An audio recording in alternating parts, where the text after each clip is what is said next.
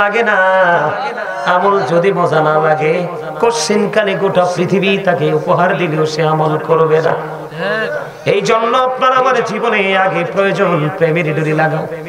কি লাগাও? আগে প্রেম শিখো, আগে ট্রেনিং নাও, তারপরে আমল করো। অল্প আমল দিয়ে তোমার ঠিকানা হবে জান্নাত।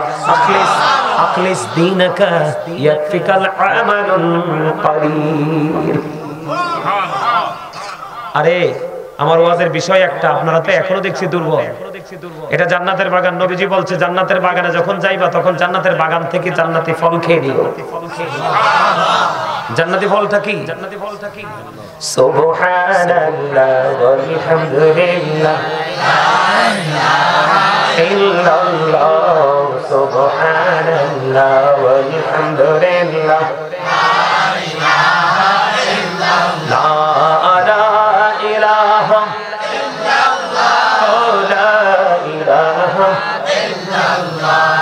নহবি আমরি নহরের ফোটন জগৎ করলেন অজানা।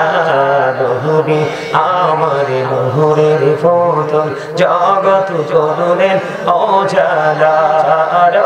হাসরে করবেন তিনি উম্মতের ফয়সালা। সুবহানাল্লাহ আলহামদুলিল্লাহ লা ইলাহা ইল্লাল্লাহ মুহাম্মাদুর রাসূলুল্লাহ সাল্লাল্লাহু আলাইহি ওয়াসাল্লাম। আপনাদের আল্লাহ আল্লাহ জিকিরটা মজা হইছে, একেবারে প্রেমে রসে ভরপুর ছিল, কিন্তু সুবহানাল্লাহটা মজা হয় নাই। মনে হয় যেন লবণ দেওয়ার সময় একটুখানি সাইডে দিয়ে পড়ে গেছে, পারফেক্ট হয় নাই। আমার কাছে এমন মনে হয়েছে, ভালোবাসলে হৃদয় দিয়ে। অভিনয় হচ্ছে মুনাফিকের লক্ষণ। ভালোবাসলে কি দিয়ে? উজাড় করে। কি করে? উজাড় করে। বুঝেন নাই?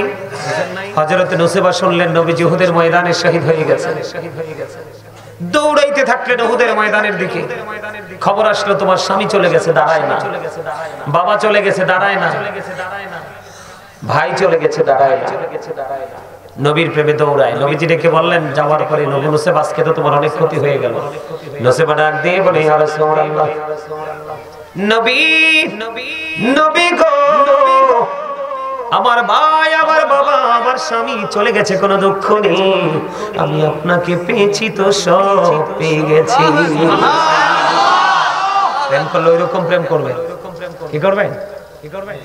একজন এসে নবীজিকে প্রশ্ন করলো, ইয়া রাসূলুল্লাহ, নবী গো কিয়ামত কখন হবে গো নবী? নবীজি বললেন তুমি কিয়ামতের দিনের জন্য কি প্রস্তুতি নিয়েছো? ইয়া রাসূলুল্লাহ, কোনো কিছু নিতে পারিনি। আল্লাহ এবং আল্লাহর হাবিবকে ভালোবাসি। আমার নবীজি তাৎক্ষণিকভাবে জানাই দিলেন তুমি যাকে ভালোবাসো তার সাথে তুমি থাকবা। হযরতে আবু হুরায়রা রাদিয়াল্লাহু তাআলা আনহু থেকে হাদিস খানা বর্ণিত। বন্ধু, হাদিস খানা এসেছে বুখারী এবং মুসলিম শরীফের মধ্যে। আমার নবীজি বললেন যে ব্যক্তি নবীকে ভালোবাসলো সে যেন আল্লাহকে ভালোবাসলো, যে নবীকে কষ্ট দিল সে যেন আল্লাহকে নবীকে কষ্ট দিল, সে যেন আল্লাহকে কষ্ট দিল। যে ব্যক্তি নবীর গোলামকে ভালোবাসলো, একজন আলেমকে ভালোবাসলো, সে যেন নবীকে ভালোবাসলো। যে নবীর গোলাম নবীর আমিরকে কষ্ট দিল সে যেন নবীকেই কষ্ট দিল। সিস্টেমটা বুঝছেন নি? কিছু কথা বুঝেন নাই? মানে নবীকে, একজন হক্কানি আলেমকে ভালোবাসলে ভালোবাসাটা নবীকে ভালোবাসা হয়ে যায়, আর নবীকে ভালোবাসলে আল্লাহকে ভালোবাসা হয়ে যায়। সুবহানাল্লাহ। আর জোরে আপনারা বিশ্বাস করবেন কিনা জানি না, আমি যদি আমার কুমিল্লাতে মিলাদ করি হচ্ছে মানুষ বেশি হয়। অনলাইনে দেখেন আমার প্রোগ্রামগুলো, মানুষ দাঁড়াইয়াও থাকতে জায়গা পায় না। অনেক আশা নিয়ে আসছি ভাই, বিশ্বাস করেন আমি এই জীবনে এই প্রথম ঢুকলাম এই এলাকাতে, কিন্তু এসে অবাক হয়ে গেলাম। আসার সময় দেখছি দাদা ভাই মাটির ঘর বেড়ার ঘরে না বেশি, বুঝেননি? কোন অজুহাত চলবো নি বললি চলবো? চলবো? হ্যাঁ, আল্লাহ কয় ইন্না বাতশা রাব্বিকা লাশাদীদ। আল্লাহ বলে the sieging of Allah is difficult। আল্লাহ ধরবে খুব শক্ত ভাবে, পাকড়াও বড় কঠিন, বড় শক্ত। আল্লাহ বলেছেন ইন্নাল্লাহা সারিউল হিসাব, কুইকলি হিসাবটাও নিয়ে নেবে। দুঃখজনক খবর কি জানেন? লা ইয়ামুতু, মরতে পারবেন না। ফিহা ওয়ালা ইয়াহইয়া, বাঁচতেও পারবেন না। ওয়া মা হুম আনহা বিগাইবিন, পালাইতেও পারবেন না। যাবেন কোথায়? বাঁচারও সুযোগ নাই, মরারও সুযোগ নাই, পালাবারও। আল্লাহ বলবো people will not die that day, people will not be able to live that day, people will not be able to escape that day। বাঁচতেও পারবা না, মরতেও পারবা না, পালাতেও পারবা না। কি করবা দিন? উপায় আছে? আল্লাহ বলে দিয়েছে, একবার স্পষ্ট করে বলে দিয়েছে সূরা ইউনূসের 44 নম্বর আয়াত, ইন্নাল্লাহা লা ইয়াজলিমুন নাসা শাইয়্যান ওয়ালাকিন্নান নাসা আনফুসাহুম ইয়াজলিমুন। Allah doesn't wrong his slave, we are the ones who do wrong। আল্লাহ বলেছে আল্লাহ আল্লাহর বান্দার উপর জুলুম করে না, বান্দা নিজে নিজের উপর জুলুম করে। আল্লাহ বলতেছে আল্লাহু লা ইউহিব্বুজ জালিমিন, যারা জালেম তাদেরকে আল্লাহ ভালোবাসে না। ওয়া মা লিজ জালিমিনা মিন আনসার, তারা বিপদে পড়লে আল্লাহ তাদের জন্য কোনো সাহায্যকারীও না। যাইবেন কই? উপায় আসেনি? আমি যে আপনাদেরকে বারবার বলি আপনারা ধনী ধনী কেন বলছি জানেন? নিজের এলাকাতে এত সুন্দর মাহফিল, আজকে সবার মধ্যে ঈদের মতো একটা আমিষ থাকার কথা ছিল, ঠিক না? আমরা একজনের পর একজন আলোচক আসবে, যে যা বলবে আমরা শুনবো। রাতের কিছু অংশ, পুরো রাত তো না। 365টা রাতে একটা বছর একটা রাত্র মাত্র উজাড় করে দিলাম ওই ফকির শাহ স্মরণে, ঠিক কিনা বলেন? তো এইটা যদি আমরা করতে না পারি তাহলে আমরা বড় লোক না। তার মানে আমার কাছে এমন পুঁজি আছে যেটা দিয়ে আমি পার পেয়ে যেতে পারবো। এই ছোটখাটো মাহফিলে আসার বসার আমার দরকার নাই। এই জন্য আমি বারবার আপনাদেরকে বড়লোক বলছি। আর আপনারা যদি নিজেদেরকে হিরো না মনে করে জিরো মনে করতেন, আমার আগে আমি এখানে ভিড় জমতো। আর মনে রাখবেন, আজকে একটা কথা বলে যায়, নামাজ বলেন, মিলাদ বলেন, দান সাদকা বলেন, এই মাহফিল উপস্থিত হওয়া বলেন, কেউ যদি মনে করে জাস্ট এটা ফর্মালিটি মেইনটেইন করেছি, সে মাহফিলকে নিয়ে তামাশা করেছে, সে গুনাহগার হবে। আর কেউ যদি মনে করে সত্যিকার অর্থে মাহফিল থেকে কিছু নিতে পারি আর না পারি, কিন্তু জান্নাতের বাগানে আদমের সাথে বসবো, জিকির করব, তাহলে সেখান থেকে গুনাহ মাফ নিয়ে যেতে পারবে। জোরে বলেন আল্লাহ আমাদেরকে ওইভাবে বসার তৌফিক দেন, আমিন। আর জোরে বলেন আমিন, আর জোরে বলেন আমিন। এত সিনিয়র, এত দীর্ঘ ক্যারিয়ার মাহফিলের, কিন্তু উপস্থিতির লক্ষণ কি? খারাপ, খুবই খারাপ। এই মাহফিল থেকে দীর্ঘদিন আপনারা কি শিখলেন? আমি মনে করি আপনারা কিছুই শিখতে পারেননি। কথা বুঝতে পারছেন? আমার কথা আপনাদের কাছে খারাপ লাগে? হ্যাঁ, আপনারা কথাটাকে খারাপ ভাবে নেবেন না। এটা শিক্ষার জন্য বলছি। কিসের জন্য? শিক্ষার জন্য, জানার জন্য, বোঝার জন্য। আপনারা বলেন তো, আমাদের এখনকার মানুষ সারা বাংলাদেশে যেখানে যান, সকাল থেকে বিকাল আল্লাহর নাম আসেনি? দু চারজন ম্যাক্সিমামে আল্লাহ রাসূল থেকে সরে গেছে। শুধু পৃথিবী, শুধু দুনিয়া। আপনি দেখে একটা গানের আসর হলে মানুষ কিভাবে আসে, একটা বিতর্কিত বক্তা আসলে মানুষ কিভাবে আসে, কারণ ওখান থেকে জাস্ট একটু মজা নেওয়া যায়, হেদায়েত নেওয়া যায়। আমি আপনাদেরকে আজকে শুরুতে আমার আলোচনার বিষয় জগতে ঢোকার আগে আমি আপনাদেরকে একটা বিষয় সম্পর্কে একটু আলোচনা করব। মনটা দিয়ে শুনবেন। আমরা এখন বিয়ে হইলে, মুসলমানি হইলে, যেই কোনো কিছু হইলে আমরা গানের আসর বসাই না?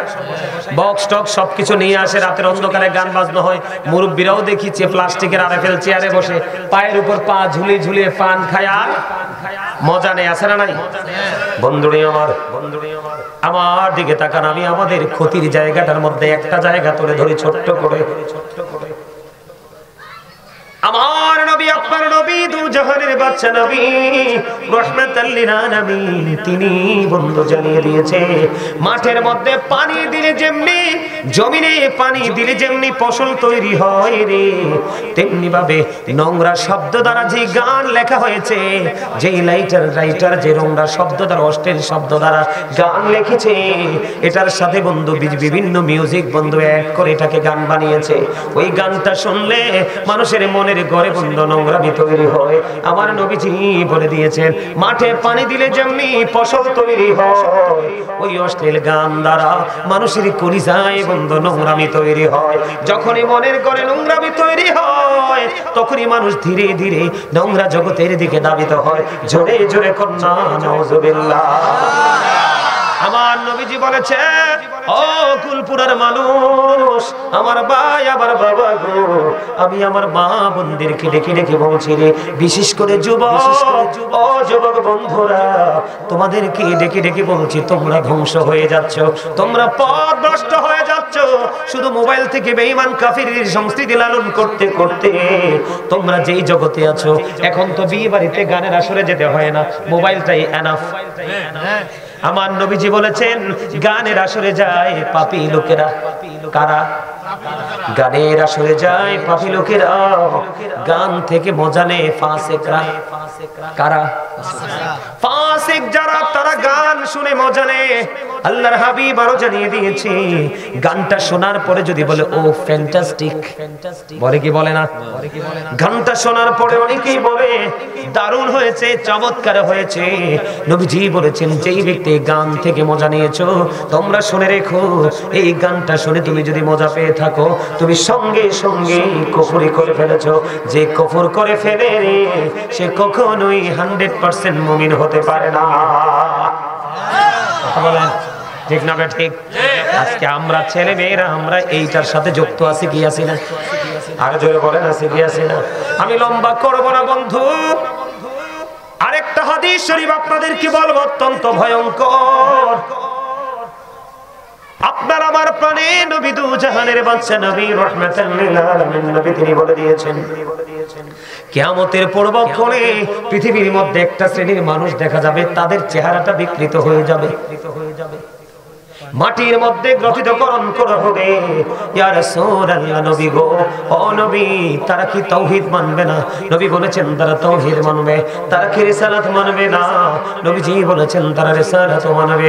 নবীজি বলেছেন ওয়া ইয়াসুন ওয়া ইয়াহুজ্জুন ওয়া ইউসাল্লুন, তারা আল্লাহ মানবে, তারা রাসূল মানবে, তারা হজ করবে, তারা রোজা রাখবে, তারা নামাজ পড়বে। ইয়া রাসূলুল্লাহ, নবী গো, ইয়া হাবিবাল্লাহ, প্রাণের নবী গো, তারা আল্লাহ মানবে, তারা রাসূল মানবে, তারা নামাজ পড়বে, তারা রোজা রাখবে, তারা হজ করবে। ইয়া রাসূলুল্লাহ, তারপরেও কি তাদের এই সাজাটা বহাল থাকবে? নবীজি আবার জানিয়ে দিলেন, হ্যাঁ হ্যাঁ, তাদের এই সাজাটা বহাল থাকবে। তার কারণ কি গো?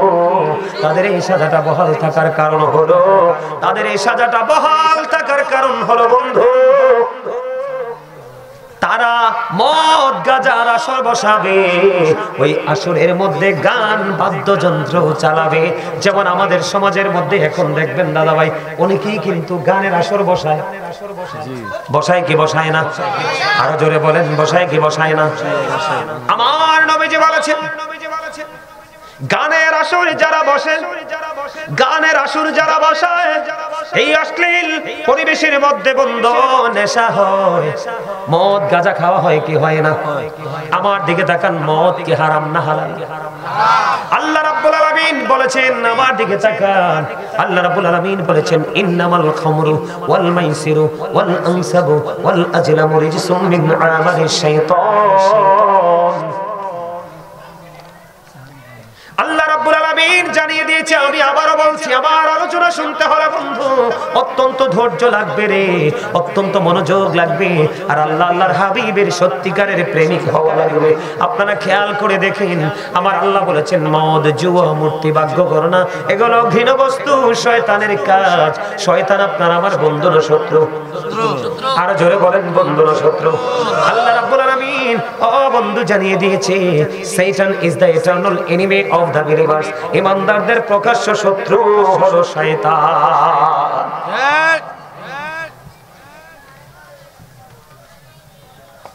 গানের আসরে মানুষ চলে যায়, মানুষ মদ খাবে বন্ধু, গানের আসর বসাবে, এই কারণে তাদের এমন বেহাল অবস্থা হবে।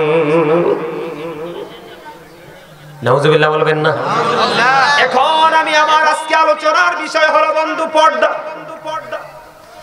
আমি মহিলাদের পর্দার আয়াত তেলাওয়াত করেছি। কার পর্দার আয়াত? মহিলাদের পর্দার আয়াত তেলাওয়াত করেছি, কিন্তু পুরুষের পর্দার আয়াত তেলাওয়াত করি নাই। নারীর জন্য যেমন পর্দা ফরজ রে, পুরুষের জন্য বন্ধু তেমনি পর্দা ফরজ। গুলপুরা গ্রামের আবার যুবক বন্ধুরা, তোমাদের সবাইকে বলছি, তোমরা একটুখানি শুনে যাও, তোমরা কোন জগতে আছো এবং কোরআন হাদিস কি বলছে। আল্লাহ রাব্বুল আলামিন বান্দার জন্য 3 শ্রেণীর পোশাক দিয়েছে। কয় শ্রেণীর পোশাক? 3 শ্রেণী। একটা হলো লজ্জাস্থান ঢাকার, আরেকটা হলো সাজের, আরেকটা হলো তাকওয়ার। আল্লাহ বলেছেন লিবাসুত তাকওয়া যালিকা খায়র, আল্লাহর কাছে সবচেয়ে উত্তম হলো বন্ধু তাকওয়ার পোশাক। যুবক, আমি তোমাদেরকে বলছি, এগুলোর খবর রাখো না, মোবাইলের পিছনে দৌড়াও, পৃথিবীর পিছনে দৌড়ায়। এই জীবন একদিন শেষ হয়ে যাবে রে, ওই জীবনটা চিরস্থায়ী হয়ে যাবে, কোনোদিন শেষ হবে না। আমার দিকে তোমরা দেখাও, কারণ আমরা পুরুষ সারা জীবন নারীদের পর্দা নিয়ে ওয়াজ করেছি, পুরুষের পর্দা নিয়ে ওয়াজ করিনি। আজকে শোনো পুরুষের পর্দাটা কেমন। আল্লাহ বলেছেন আল্লাহর কাছে 3টা শ্রেণীর পোশাকের মধ্যে তাকওয়ার পোশাকটা হলো সবচেয়ে উত্তম। এটার মধ্যে বন্ধুর পর্দা লজ্জাস্থানও ঢাকা যায়, সাজ সজ্জাও করা যায়, আবার তাকওয়াটাও এটার মধ্যে তুলে ধরা যায়। আল্লাহর হাবিব বলে দিয়েছে, আল্লাহর কোরআন থেকে প্রমাণিত, পুরুষের পোশাকটা উপর দিয়ে থাকবে বন্ধু নাভি বরাবর অথবা নাভির উপরে, আর নিচের দিক দিয়ে থাকবে টাকনোর উপরে। এই কন্ডিশনে পোশাক পরা আমরা ইমানদার পুরুষ হিসাবে আমাদের জন্য ফরজ। সুবহানাল্লাহ বলবেন না? সুবহানাল্লাহ। এখনকার ছেলেরা যে প্যান্ট পরে, আপনারা বলেন এটা নাভির উপরে না নাভির নিচে? আমি নিজের চোখ দিয়ে দেখেছি, আপনাদের এলাকার ছেলেরা এই প্যান্ট পরে কিনা জানি না, আমি আমার নিজের চোখ দিয়ে দেখেছি। একজন সামনের কাতারে জিন্স প্যান্ট পরে বন্ধু রুকুতে গেল, আর একজন পিছনের কাতার থেকে তার পিছনের দিক দিয়ে তার লজ্জাস্থানটা দেখতে পাইল। আল্লাহ রাব্বুল আলামিন আমার দিকে তাকান, আমি আবারও বলছি, মনোযোগ দিয়ে শুনেন আমি কি বলতে চাই বন্ধু। আমাদের কতটা ক্ষতির মধ্যে আমরা আছি। বুখারী শরীফের মধ্যে এসেছে, আপনার আমার প্রাণের নবী তিনি জানিয়ে দিয়েছেন, ও বন্ধু টাকনুর এদিকে তাকান, যেই ব্যক্তি টাকনুর নিচে পোশাক পরবে রে, তার ঠিকানা হলো জাহান্নাম। সে জাহান্নামে চলে যাবে। ও বন্ধু আমার দিকে তাকান। আল্লাহ রাব্বুল আলামিন সূরা ইনফিতরে কোরআন শরীফের 30 পারায় তিনি বলে দিয়েছেন, ফি আই সূরাতিন মাশা রাক্কাবা। আল্লাহ বলতেছে, আল্লাহ ক্রিয়েটেড দ্য মাইন্ড। আল্লাহ বলতেছে আমাদেরকে আল্লাহর মন মতো করে, আল্লাহ বলতেছে আমাদেরকে আল্লাহর ইচ্ছে মতো করে সৃষ্টি করেছে, বানাইছে। আল্লাহ বলতেছে আমি তোমাদেরকে আমার মন মতো করে বানাইছি রে বান্দা। তোমাদের কাছে এই পৃথিবীটা সুন্দর, আর আমার কাছে শ্রেষ্ঠ সুন্দর হলে তোমরা।